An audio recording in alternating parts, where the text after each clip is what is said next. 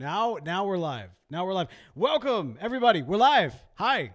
I'm alive. Lorraine, are you alive? I'm alive. We're live. I'm alive and well. We're live, and we are alive. And as with last broadcast, this live stream is brought to you by Jameson's. Jameson's, it's Irish for whiskey. Yay, thank you to Jameson's. Thank you to Jameson's. Although I put it in my new whiskey decanter, I think is what you call it, and it was supposed to pour me a glass, and as you can see, it didn't work. So this actually is not brought to you by Jameson's. This is just brought to you by some ice floating around in melted ice, also called water. All right.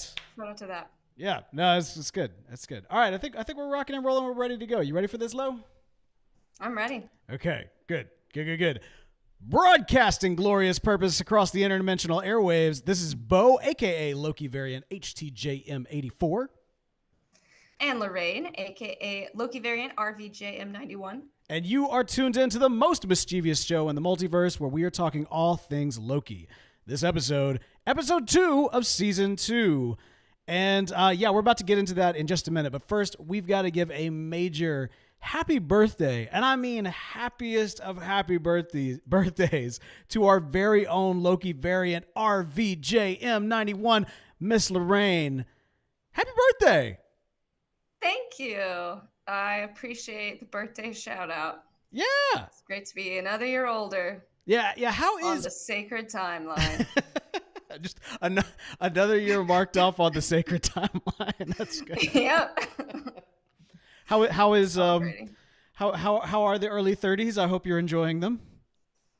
They are great. You know, I'm really happy to be here and just really thriving in my early 30s. There you go. That's what you want to do. You want to thrive in those early 30s. I have found that for me personally, it just gets better. I've been enjoying my late 30s, my very late 30s, my very, very late 30s. And you know what? It has just gotten better every single year. 30s is where it's at. 30s is the best decade. That's what they say. So I'm just going to believe them.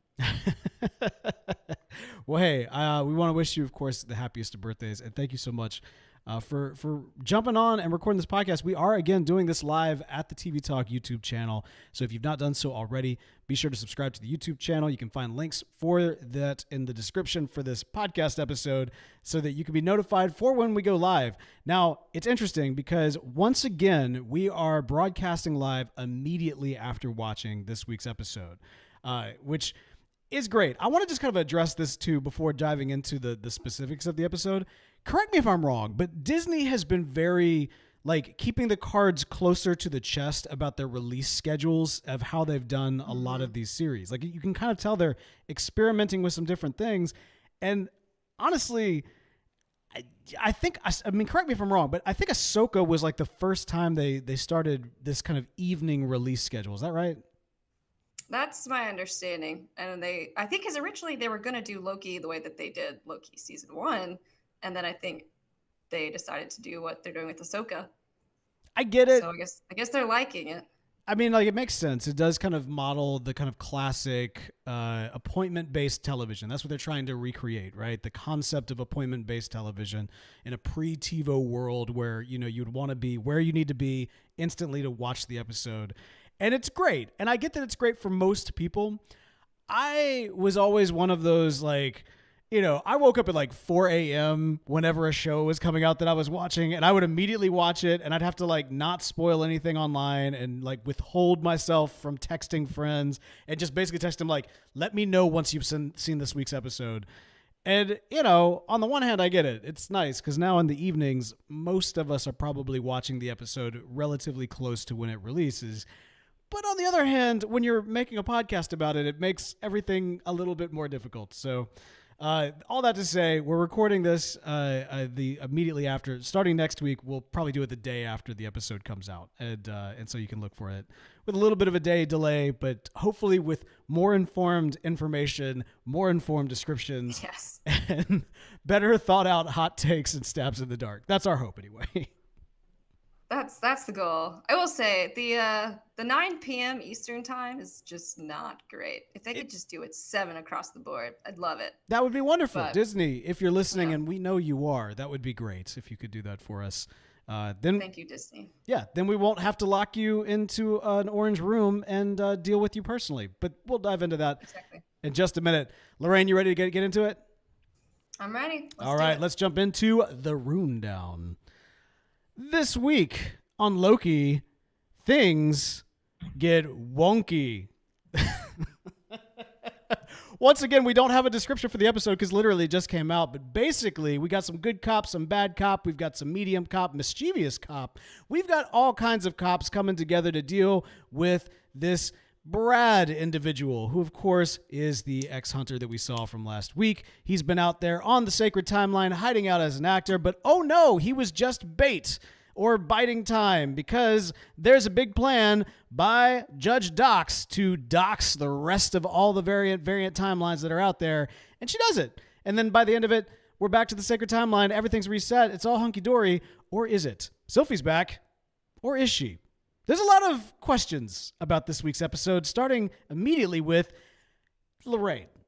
When this week's episode started, were you a little bit confused? I literally looked to my husband and say, did they upload the wrong episode? Because I just could not follow what was going on. And I thought maybe we had jumped in time. I was very confused. Yeah, that was kind of bizarre. Like, instantly we have Mobius, Loki, they're working together. Everything's fine. Loki, despite everything that happened last week, they're all like perfectly dressed. You know, Loki's got a new coat. Like, you know, none of this is explained. And they're on the hunt for X5, who we saw going off with the, like, you know, side militia to go do we don't know what at that point. And they're just hunting him down. And the whole thing is operating. The whole TVA is just kind of operating as business as usual. And there's just a lot of questions. You almost kind of wonder, like, okay, is this one of those situations where either A, we're dealing with an alternate timeline, wouldn't necessarily make sense given what we know about the TVA, or B, is this later in the timeline or earlier in the timeline and it's kind of like a bait and switch type situation? Or C, did we just skip some stuff? And it was kind of skip some stuff, but without a whole lot of explanation, even by the end of it. Or at least that's what I thought. Yeah, I think we determined General Dox and X5 were not responding, whatever that means. And so they went to hunt down X5. And they traced his TemPad to where he was. But why did they need to just follow X5? Well, and so that's it. There was a lot of, I don't know. There's a lot of questions kind of around what happened after the end of last week's episode and the beginning of this week's episode. To some extent, I get it. We just kind of want to get to where the action is, and then also kind of get to the antics that is, you know, the Mobius Loki dynamic. Them as a buddy cop pairing works really well. They've got exceptionally good chemistry, and you can kind of tell that the writers of this series are not ready to give that up. Given the big swing that was taken at the end of last season, they're like, but like, what if we kind of hung on to this whole like TVA aesthetic and buddy cop thing for just a little bit longer so we can kind of get some of that good, you know, Mobius Loki, you know, chilling out eating pie-ness. You know what I mean? Oh, yeah. Yeah, that's really the heart of the show. And it makes sense. It does. But what doesn't make sense, at least at first, and I thought about this a little bit, and I'm going to look forward to when I have more time to think about it as opposed to just like instantly reacting. But there's an argument to be made. Like, so, okay, we're presented with a TVA. It seems like it's operating business as usual, except we as an audience know that the entire power structure of the TVA has essentially been dismantled. He who remains no longer. The timekeepers were animatronics. Judge Renslayer, who seemed like she was pretty high up on the totem pole, totally bailed and rebelled against the TVA. The judges that remain, one of them is asleep. The other one just chilling. And then the other one has her own like side agenda situation that's going off. And yet at the same time, all the lackeys are kind of just going about their business. They're still just kind of doing the thing. And so on the one hand, it seems like, okay, this seems a little odd that this would be the case, almost unbelievable. However, when you think about it, what is this show really doing but showing us the extreme, like, controlling nature of power structures? And when you have kind of systems of oppression, systems of control, and then also, group think that the TVA totally represents, right? Like it's corporate America, it's religious power structures, it's like all of these different things to kind of keep the wheels turning without making you stop and think and question anything at any given level. It's, we're in a day and age where we're kind of like looking, like analyzing all these different things, right? And so you have like capitalism, religion intertwined in this kind of fascist regime that is the TVA. And so even though the leaders are gone, the gods are dead, as they said, the clock keeps ticking. Everybody keeps doing their job and nobody kind of quite questions it too terribly much. I don't know. That was my initial take on why everything is still like running business as usual, but I'm kind of curious as to your thoughts. Yeah. So basically, everybody just is going along. So when we leave them in the last episode, everyone's like, oh, we got to go find Sylvie. So then when we start this episode, everybody has now branched off to go prune the other timelines. Well, when you say everybody, you mean Dox and her crew? Yes. Yes. So Dox goes hunting for Sylvie, but we don't know why she goes hunting for Sylvie, because ultimately she really wasn't hunting Sylvie. She was bombing the other timelines. But maybe she wanted to know where Sylvie was. Okay. All right. Stab in the dark from last week. I'm still on it. I think that Dox is future Sylvie. So maybe the mindset is that we need to know where she's located so that we don't bomb that timeline. Because as you notice, at the end of the episode, there was still one branch that was still attached, and Sylvie was able to go back to her branched timeline. So it's possible they needed to hunt down Sylvie to know where she was so that when they bomb all the other timelines, they keep that one alive so that Sylvie's still alive so that she could eventually become Dox. Wow. Okay. I actually was, when I was watching this, I was like, there's no way that Dox is Sylvie because Irish accent. Why? Sorry. Exactly. Because why would Dox want to get rid of all these timelines if that's totally the opposite of what Sylvie's about? So, but I didn't think about the fact that maybe she was trying to save Sylvie. But then what would have happened to make her change her tune? Well, so she would have had to save Sylvie in order to make sure that she could be where she was at that point. But the question is exactly what you just said. What makes her change her tune? Because we see all of these characters wrestling with this concept of these branches being pruned, right? B-15 in particular is like impacted pretty significantly by this. We see Mobius kind of wrestling with it as well. Loki's kind of interesting though, because Loki also seems moved by the fact that all of these lives are being eradicated. And yet, isn't he kind of campaigning for exactly the same thing? Like, Loki's big deal is that maybe He Who Remains was onto something. Maybe we actually do have to do the hard thing and protect the sacred timeline. And that's what Dox just did. She just, at least for the moment, because I feel like the branches are going to rebranch, again pretty soon. And she's not going to be there to keep, constantly pruning everything. So I don't know. I think that we're going to see a Sylvie go on this journey to recognize why they have to, get back onto the sacred timeline. And that's why we see the future version of her trying to undo her work, essentially. Aha. Okay. That would explain why she was so adamant. Like, we've got to find Sylvie. Right? Because I was wondering, like, is she that big of a threat to you all just because she got rid of He Who Remains? Like, what is the big driving force behind everyone has to go for Sylvie? All this for Sylvie? So. Yeah.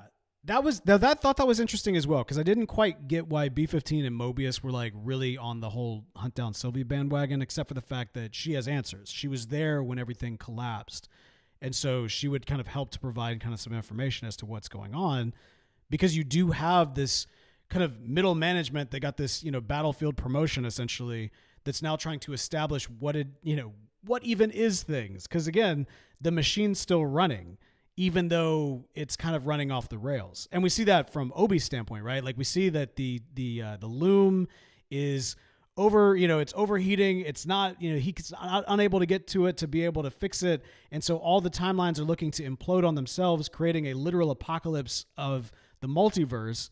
And the only way to access it is if they have the aura of He Who Remains, or theoretically possibly one of his variants. But I've got to imagine if it's his temporal aura, that means that it actually is He Who Remains that they need to find. Can you not have the same temporal aura of your variant?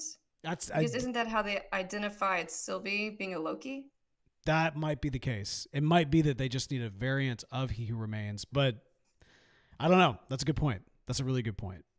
He Who Remains, one imagines, would be from the sacred timeline, right? Yes. Because he would only want to promote or maintain the timeline in which he himself is born. So theoretically, they need to find him. Okay, so we'll get to some speculation as it relates to him in just a minute. But let's talk about the sacred timeline. So we discovered that Brad, our Hunter X5, has been living on the sacred timeline, hiding out as Brad the actor. X5, what are you feeling about this character this time around? Real vibe shift. I felt like in episode 1, he was almost overacting to the extent that I was like, you're clearly someone else and you're trying to pretend to be this hunter guy. And now I feel like he's really living in his truth as Brad Wolfe, the very famous actor. I was like, oh, did they base that on Brad Pitt? And he really just was really living the full life. But I was also confused. I was like, why did this person go from really hardcore, we've got to hunt down Sylvie, to, oh, I'm just going to be a famous movie star. Right. So there's is the Brad Wolfe character, is he a known character in the Marvel world? So Brad Wolfe, I don't believe so, but his on-screen alter ego, what was it called? It was something EAC. What was it? Zaniac? Zaniac is a character, but like a pulp Marvel character. You know what I mean? Like not necessarily anybody that's like of, significant note. Yeah, I don't know. It's interesting. It's a big personality coming in with a lot of screen time for somebody that we haven't seen at all in season 1. You know what I mean? Mm-hmm. And pre-established familiarity with, Mobius and with Hunter B-15. And I can't quite figure out, what he's for. Like I've mentioned before, I have this theory, I took a stab in the dark last week that perhaps he is the child of Sylvie and Loki from the future. That was a stab in the dark that I took. I'm not necessarily saying that's not him. It could be him, or that could be his origin story. But he's clearly more than just kind of a rando, because this plot line didn't need him to drive it forward, or at least they didn't need a character of such significance for it to drive it forward. They could have tortured any extra TVA hunter character. You know what I mean? So why Brad? Like what's going on here? And he must mean something. Yeah, there's definitely more going on that we don't know yet. Right. Are you still under the theory that he is Loki and Sylvie's child? Maybe. It's a possibility. If I'm gonna stay on the Sylvie is Doc's theory, and like if I'm going to commit to that, and given the fact that she had such a maternal relationship with him, it's kind of hard for me to not go there. The other thing that it could be is maybe, okay, the extra that with the fake Southern accent that worked at McDonald's. Mm-hmm. Maybe he's the dad.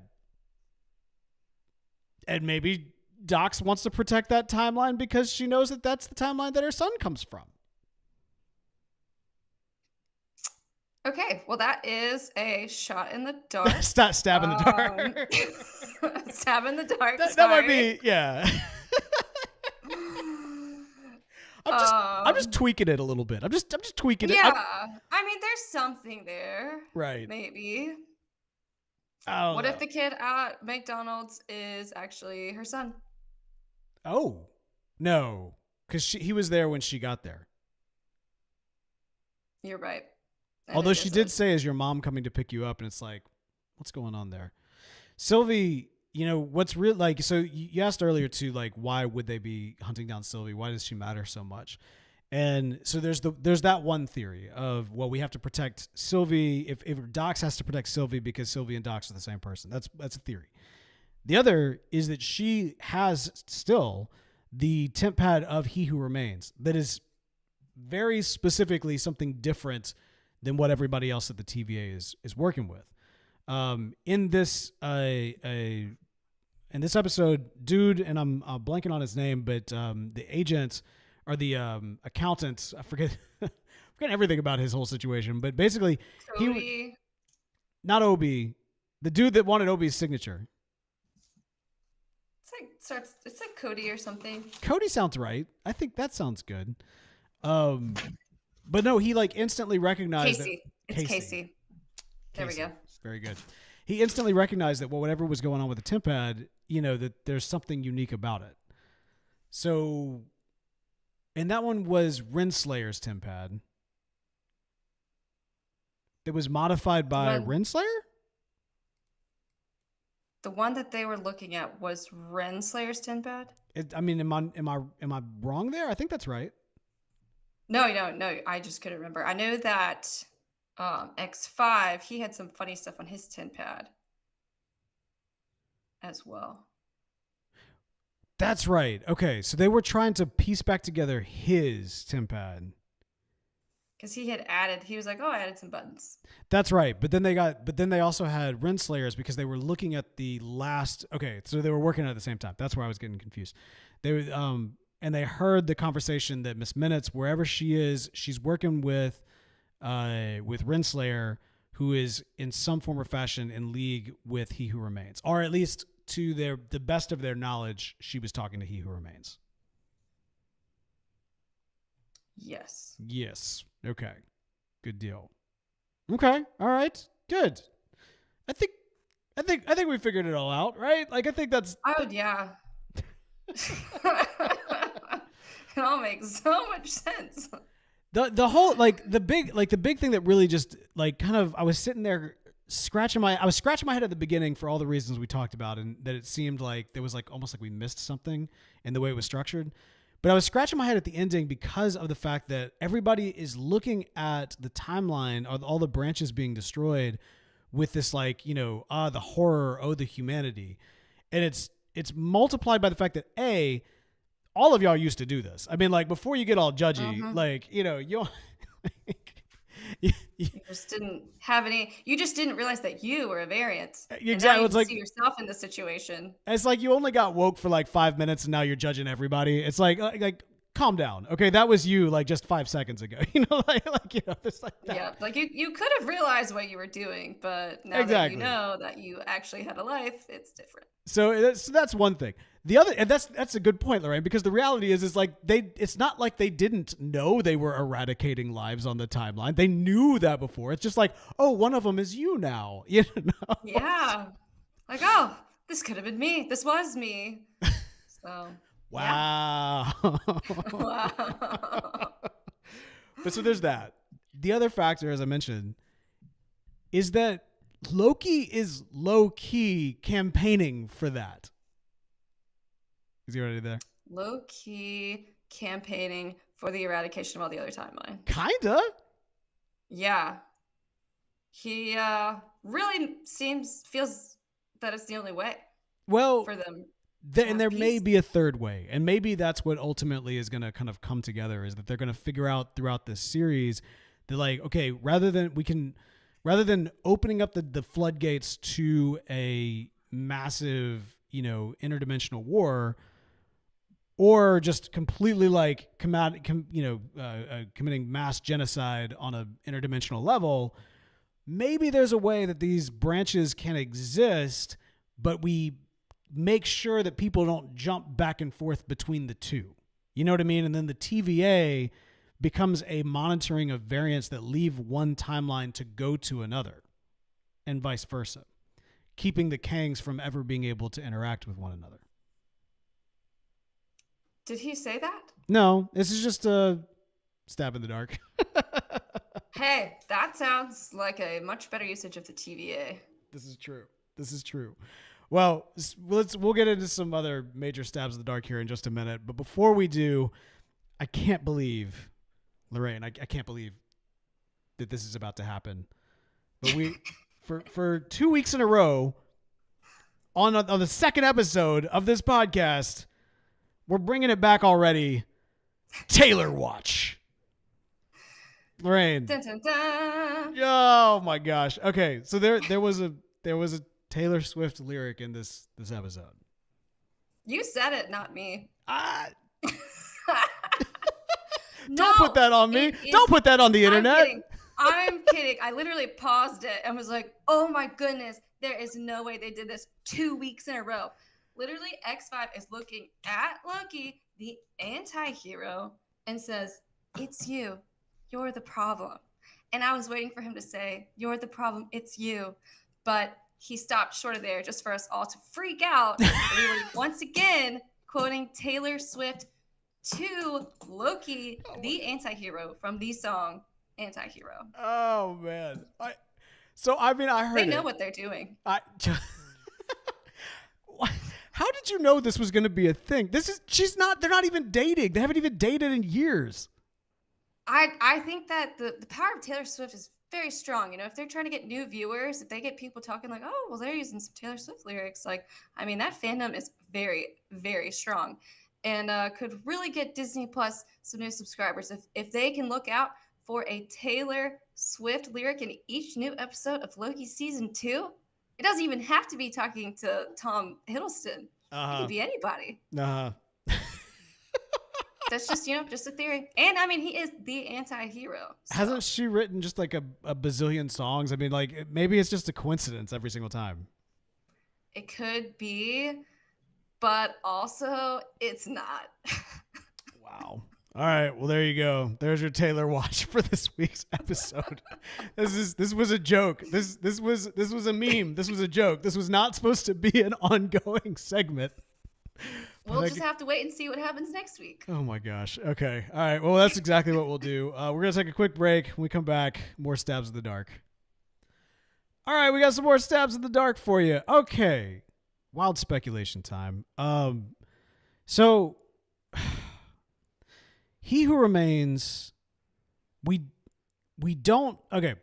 Obi is out there. We know that, or rather, Obi needs to open up the gateways. He can only do it with He Who Remains. He Who Remains is dead. However, if He Who Remains is on the sacred timeline, or rather, if the sacred timeline exists and was upheld because it's the one that He Who Remains comes from, technically, they can pull a He Who Remains out of anywhere on the timeline that He Who Remains remains. So what we know about him is he's from the future in relation to our present. But if I can get a little spoilery, in the sense that we've all seen the commercials and the previews and the end credit scene for Ant-Man, it would appear that we're going to see He Who Remains show up as Victor Timely in the past. Yes? Yes. So then they are searching for him to try to get him to come to the TVA to fix the situation, since they need his temporal aura. Right. But the question is, would that be would that be a He Who Remains that knows what he is going to do? Like, so I'll put it this way.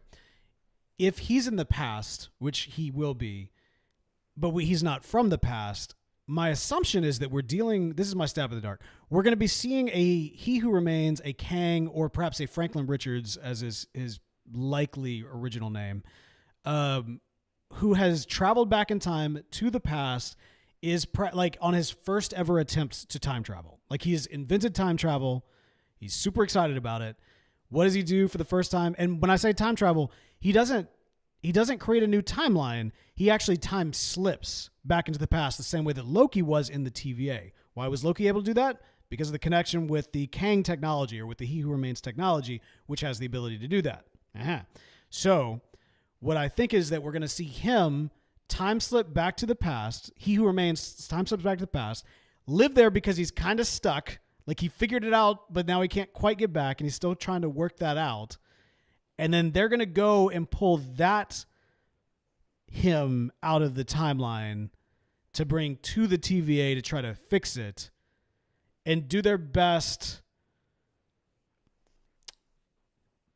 Yeah, that's my stab in the dark. I'm going to actually stop it. I'm going to cut it off there, because anything beyond that, I feel like I can't back up.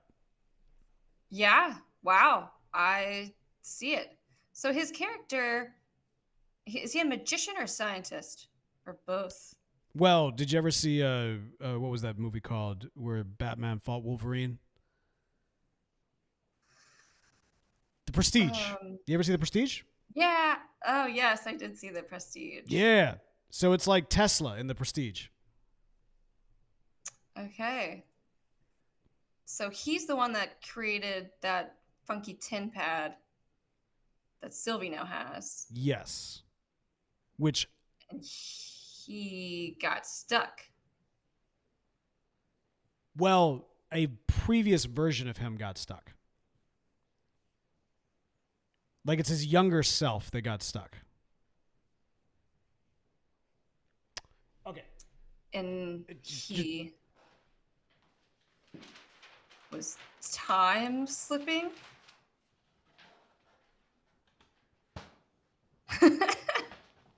Oh, good. This is what we need. We need the visuals. BB-8 right here. All right. Here we go. Okay. This is good. So that doesn't show up at all. So for the audio podcast, what I'm doing right now, actually describe what I'm doing right now. Yes, for those who can't see, Bo has just brought out an easel with a large sheet of paper, and he is making what appears to be a tic-tac-toe board. However, it is not a tic-tac-toe board. It is a past, present, and future grid. That is correct. And then also we got the TVA, which exists outside of all of that. Okay, all right. So what I'm saying is... Okay, good.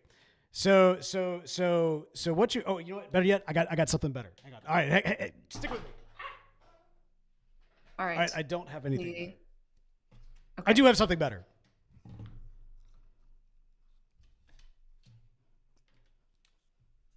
We're waiting for something better. He's writing something down. He Who Remains. It's a sticky note. It's a sticky note. All right. Boom. Sticky note in the future. In the future, a guy named Franklin Richards is born. Okay? Franklin Richards goes about his life, and he figures out, oh, hey, time travel is pretty cool. I should figure that thing out. I hear Tony Stark did something with that at one point. Maybe I can do that too. I'm way smarter than Tony Stark. La, la, la. Oh, I figured out time travel. Uh-oh. Now he goes back to the past, Samurai Jack style. And he's like, oh no, I'm stuck here, but I've got like future technology and everybody thinks I'm a magician. And let me just kind of showcase stuff off while I'm trying to figure out how to get back to the future. And then that's where our boys from the TVA are going to go and interact with him, right? Now, regardless of what happens at that point, he's going to end up back to the future, okay? He's like, oh, I made it back home. And then all of a sudden, while he's back home, a bunch of other hymns are going to go and they're going to start popping up, and they're going to be like, hey, we're cool. We're all cool. Like, we're all cool, right? We're all cool. But then they're not cool. And then they're like, bang, bang, shoom, bloom. And then they have a multiversal war. So He Who Remains is like, you know what? I defeated everybody because I'm the one who remains. That's in my name. And so now I'm going to bail on this whole situation and create the TVA and, you know, basically make sure that this can never happen because that whole war situation was bad. And then he's in the TVA, and then it's the end of time, and then he's killed by Loki, and that's his whole deal. Wow. So they're going to get him out of the past, is what I'm saying. So if they get him out of the past, then he can't come back to the future and have all the... No. They're just going to get him back to the past, to like the TVA, and they're going to fix the TVA, and then they're going to put him... They might even put him back in the future. And maybe that's how he gets back to the future. They really just need like a fingerprint or something from him. Like, hey, we need you to show your face to unlock it. Exactly. Now, I hope you all took notes because there's going to be a quiz on this. I started to. Franklin Richards in the future, ... Yes, there you go. That's exactly. That's the stab in the dark. Franklin Richards in the future, ... Yes. I feel like my stabs in the dark aren't really stabs. They're just like suspicions, you know, like I'm going to keep an eye on this. Like, okay. Obi, what's the deal with Obi? Like, he wrote the manual, he created the big machine keeping all the timelines together. And also, whenever Mobius would talk about time, he'd be like, I don't know how long I've been here. Time works differently here. Meanwhile, Obi's like, yeah, I haven't seen you in 300 or 400 years. Like, how does he have a sense of time? Like, how does he know how all of this works? And he seemed really familiar with He Who Remains. Whoa. Like, there is something about his backstory. Like, was he born in the TVA? Like, does he not exist outside of the TVA? Like, there is something about Obi's backstory that we need to know that's different from everybody else's, it appears. Oh, okay. Now, this would be a stab in the dark. What if they do a bait and switch and Obi is Franklin Richards? And they take the Kang character and the Franklin Richards character and they split them into two for the MCU? So that Kang maybe worked with Franklin or something of that nature. And like stole, like basically took a variant of his and like basically built everything off of what that variant built. That could. So Obi is a variant of He Who Remains, or no, just he's a variant of Franklin Richards. And like, so in this theory, He Who Remains is not Franklin Richards. Obi is Franklin Richards. And He Who Remains is Kang. We've seen this already. But his entire technology, which at the end of Ant-Man we saw is very similar to Reed Richards' technology, which would imply that he, you know, Franklin Richards' technology. That could be a situation. Because you're exactly right. Obi knows way too much just to be just another dude. Yeah, it's not like he was just a variant who pulled in and was like, oh, you're good at fixing things. It's like, oh, I wrote the manual. Like, you built stuff. Like, you know way too much to just be another variant here. Here's a stab in the dark. Given like thinking about like Obi working on the Loom and everything. So there's a kind of a mystery that has not been addressed in a long time in Phase 4 of the MCU. Did you watch Shang-Chi? Yes. The Ten Rings. The Ten Rings origin has still yet to be explained. Oh. It was thought at one point that they might have been connected to Captain Marvel and kind of the whole Bangle situation. Nay. That is not the situation, as it seems to be. I'm now wondering, what if those are like gears to the Loom? Whoa. To like as Obi's trying to fix it, and like some of the parts kind of go out and they kind of fall at various places in the timelines. Eventually, the Mandarin gets a hold of them, And then, they go to Shang-Chi after that. Wow, that could solve the origin story. Which would also tie it directly into how eventually this new generation of Avengers will have to go up against a future version of Kang the Conqueror. Because they'll need some sort of weapon that'll be able to go up against him. The 10 Rings, if it's somehow connected to the Loom, because they're going pretty big in on this whole Loom situation. You know what I mean? Yeah. So that could very well be the case. And it may also be that Obi, part of me wants to say that he intentionally left the parts out there as kind of like a failsafe at some point. But yet at the same time, he doesn't ever come across as a mastermind. You know what I mean? That's a Taylor Swift song. Sorry. We're not doing a Taylor watch. No, not for the podcast. No.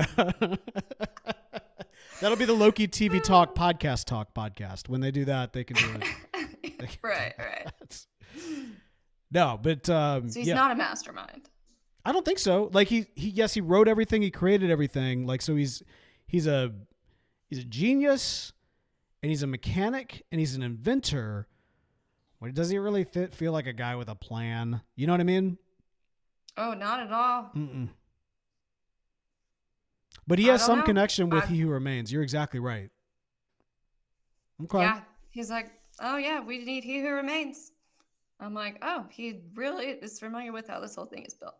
Sus. Interesting. Okay. All right. What other stabs in the dark you got? I mean, I think we covered this maybe last week, but just why is Loki time slipping? Because I rewatched the trailer after this episode and was like, oh, I just want to see what is going to happen the rest of the season. And we have not seen the end of Loki time slipping. He's going to keep time slipping. And you think so? According to the trailer, definitely shows him time slipping in places we haven't seen yet. So I'm like, why is he doing that? So my theory is that since Sylvie has that fancy 10 key, she's somehow trying to pull him into the timeline that she wants him to be in. Ooh. And he keeps foiling her plan by, just Mobius being his very best friend and, risking it all to save him. Mm-hmm. But his skin, just his skin. Just his skin. Just his skin. To save him, but for some reason Sylvie's trying to get Loki to be at some specific point in time, so she's trying to pull him into that time, which is why he keeps time slipping. Nice. I like that one. That's good. If he is still time slipping, I guarantee it has to do with that TemPad. The TemPad, it ties into my Kang theory. I feel like the TemPad is not just about traveling through interdimensional time travel. It can do that, but I think it's more about time slipping across the sacred timeline without creating branches. It seems to have that ability. I don't know. So then someone's trying to get him to be at a specific point in time of the sacred timeline. Mm-hmm. And then they'll prune him. And then they'll prune him, restarting the whole thing. Yeah, that's the one stab in the dark that's the most obvious for sure. All right, well, good deal. Well, we want to hear what y'all's stabs in the dark is. Be sure to write into the show. You can email us at show@LokiTVTalk.com. You can also hit us up with some DMs. I'm on Instagram, incognito. And Lorraine is... Nobody here, really. That's right. You can also follow us at Crew of Loki as well. That's our Mardi Gras crew for details about the upcoming Chewbacca's, which is going to be a ton of fun as we march and have some good times. And let the good times roll. Let the mischievous Loki. I got nothing. That is going to do it for us. I do think for this week, though. But first of all, before we sign out, we just have to say one more time, happy birthday, Lorraine. Thank you. It was a pleasure spending it with you all. Absolutely.